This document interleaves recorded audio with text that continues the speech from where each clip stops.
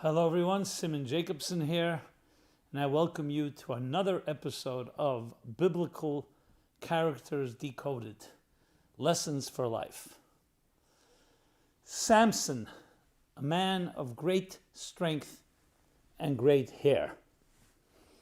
So the Bible is the best-selling book of all time, continues to be so, surprise, surprise, because in it lies timeless lessons that are both timeless and timely and relevant to our lives, which is really the essence of this program, by popular demand, to take different characters and show their relevance to our lives today, our personal lives, our psychological, our emotional lives, and to learn lessons, things we can learn in the struggles and challenges and beautiful things in our lives. So, the biblical story of Samson has always intrigued people. A man of unbelievable strength, as described in the Bible. He was the seventh judge, following the generations after Moses and then Joshua, a judge, a leader of his people. But he was also blessed from birth. His parents had taken an oath to make him a Nazirite, which is, what is a Nazirite? It's someone that refrains from drinking wine and from touching any part of their hair, their facial hair, with a razor. And this in turn endowed Samson with a tremendous amount of strength to fight the enemies of the Jewish people at the time, and which he did faithfully. But then the story continues that the Philistines of the time, who were his archenemy, and he would have his battles with them as they would attack the Jewish people, and he defended. And the Bible tells us different stories of that demonstrated his tremendous amount of strength. But he did marry a Philistine woman, and she Delilah is of course her name, and she, at the behest of the Philistines, tried to discover the secret of his great strength, and he refused to tell her, because of course that would have been his downfall, and of course put the Jewish people at great risk. But finally he did tell her, to make the long story short, that the power was in his hair, because he had let his hair grow. That's why God bestowed him with his strength. And that night she had called the Philistines, and they shaved his hair, they cut off some of the locks of his hair, and he lost his strength. So when he got up, he was unable to defend himself. They gouged out his eyes tragically, and they took him to prison. And the final end of the story is that he prays to God and says, just give me my strength one time. And he asked the young man who had escorted him to put him near the pillars of the Philistine temple. And with his last act, his last powerful act of courage, he pulled down those pillars. Himself was killed along with the thousands of his enemies. That's in short the story. He ruled for 20 years, the Bible tells us. Actually, it's referred to 40 years, even though it's actually 20 years, but it says his influence.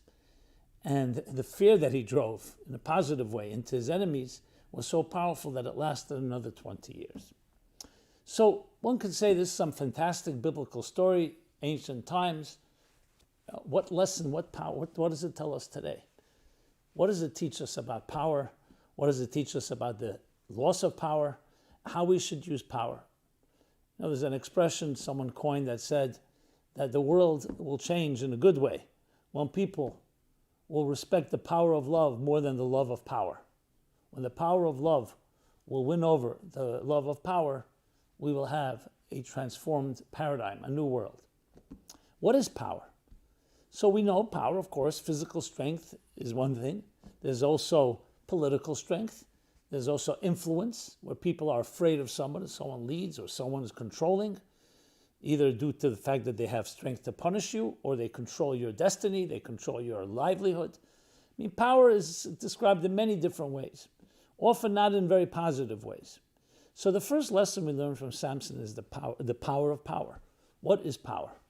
Every one of us is blessed with particular strengths, everyone. Some of the strengths are cognitive, some are emotional, some are physical, some are influential or charismatic.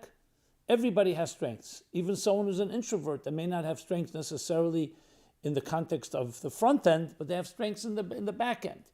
the way they evaluate things, the way they strategize. Every person has strengths. Like every strength, it can be used for good and it could be used for bad. Just like take fire. Fire is a very powerful force. Used for good, we can't exist without fire, without warmth. We need to have it because we need to be able to exist. We cook food. We need warmth for our own living, in our homes, in our own personal lives, physical being. We need also spiritual warmth and emotional warmth. On the other hand, fire, out of control, is destructive force. Just to use a simple example, the same thing with everything. Nuclear energy, technology can be used to destroy, it can be used to build. So that's the first thing. What defines whether we'll use it for the positive or for the negative? It depends whether it's selfish or selfless. If it's about your own self-preservation and survival, so yes, you'll protect yourself, but at the expense of others, and often, not saying everybody will hurt others, but you could hurt others. And essentially the story of all injustice perpetrated by man against man, all wars, whether wars between nations or between individuals, was where one person's self-interest conflicted with another's, where somebody was greedy, somebody wanted something that you had.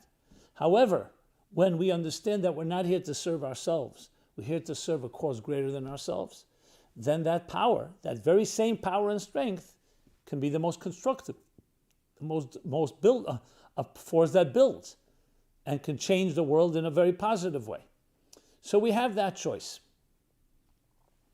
Samson also had that choice. And indeed, from his birth, his parents had chosen for him to live a life, a certain life of a reserved life, refraining from material indulgences, namely wine and cutting his hair. What does hair have to do with anything? Well, the Kabbalists explain that hair has power. Not just power we see in advertising, you see how hair is used as a very powerful sexual energy, but it has also deeper spiritual energy, and including sexual energy. And that's why hair, on one hand, can achieve great things, but it could also achieve a lot of destruction, a lot of corruption. The very hair of Samson, you see, is a symbol of both. Now, why is hair a symbol of power? So the way the mystics explain it is the physical human body is a prototype, is a mirror, a reflection of a spiritual structure. And every part of that, of the human body, mirrors different aspects of the spiritual worlds. What is hair? Where does hair grow? You'll see hair grows wherever there's power in the human body, there's hair. Hair on the head, because the head releases the most amount of heat and is the most central organ that controls the central nervous system. So hair, like fur in a way, is a protector. Protector of infection, a protector of control, of sustaining, of keeping the heat in, and so on. You also see hair grows around the reproductive organs. Because there again, wherever there's power, there is going to be hair.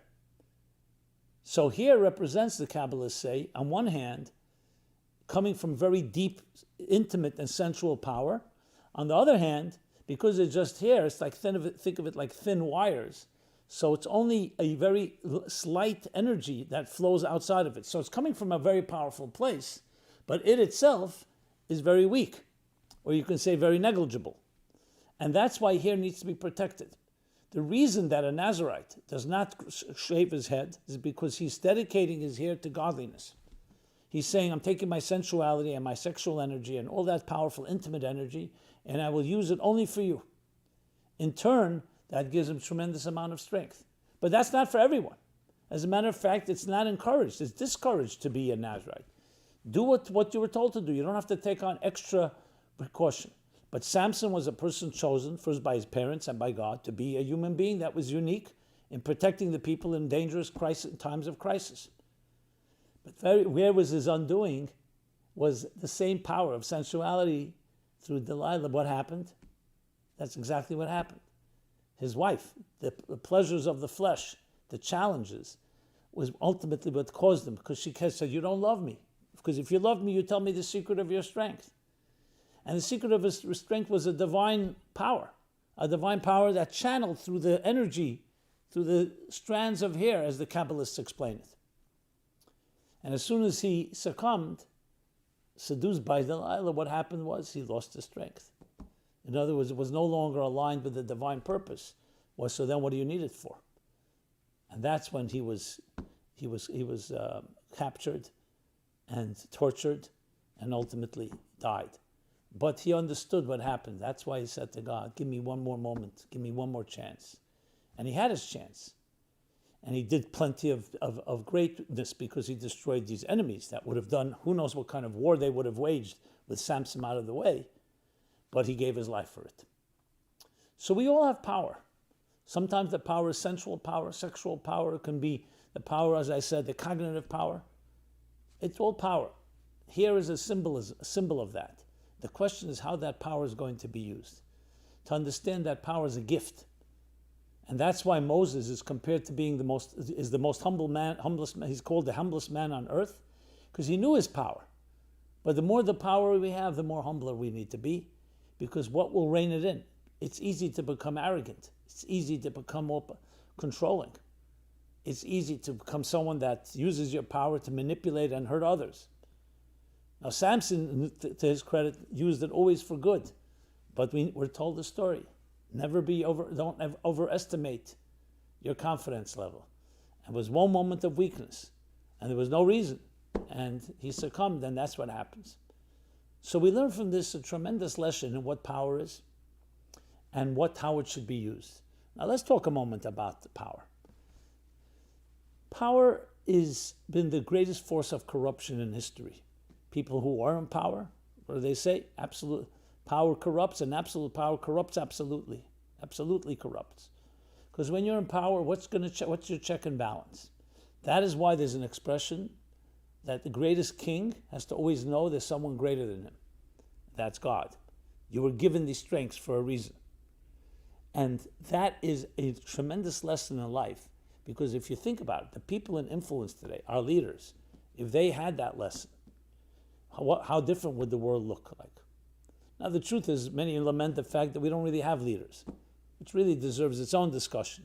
But even those that do have strengths, often the strengths become the pursuit of their own glory, their own vanity, their own wealth, their own success. Sometimes others benefit from it. But that type of leader that's completely dedicated and truly does have power and is able to channel and harness that power toward building something is a rarity.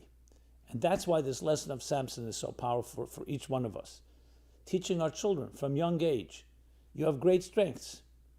And those strengths can be used toward improving and transforming the world. But remember, with great strengths come great challenges. And that great challenge is always to keep that check and balance and remember there's something greater than you are. And those strengths that are channeled within you are coming from a greater place. And you are nothing but that channel. Is it always easy? No, of course not. But it's what the difference between life and death and the difference between transformation and destruction. So may each of us take that lesson to heart and really appreciate what we have within us and realize, yes, that you can have great strength and great hair. And it could be used as something that's pure vanity, pure externals, or it can be used something to actually influence and inspire people to become greater than they even know that they are. May each of us be blessed in that way. Learn the lessons from Samson. The word Samson is Shimshon in Hebrew, means Shemesh v'mogen, which means like a pillar and a shield and a protector, because that's what he was, a pillar and a protector. Sometimes also called like a sun that protects.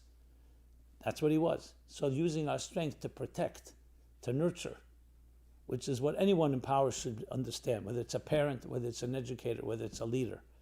To be like Shimshon, the true Shimshon that is a guardian and a protector for everything that needs protection, the vulnerable, the defenseless, the sensitive. In this world, we need that more than ever. Today, more than ever. Be blessed. This has been Simon Jacobson, meaningfullife.com. You could check out this and many other programs. Please share with others, pass it on, and I'd love to hear your thoughts, comments, inquiries, questions, anything you'd like to share. Again, meaningfullife.com. We have every Sunday at 3 p.m. in Eastern Time a series called Biblical Characters Decoded, Lessons for Life.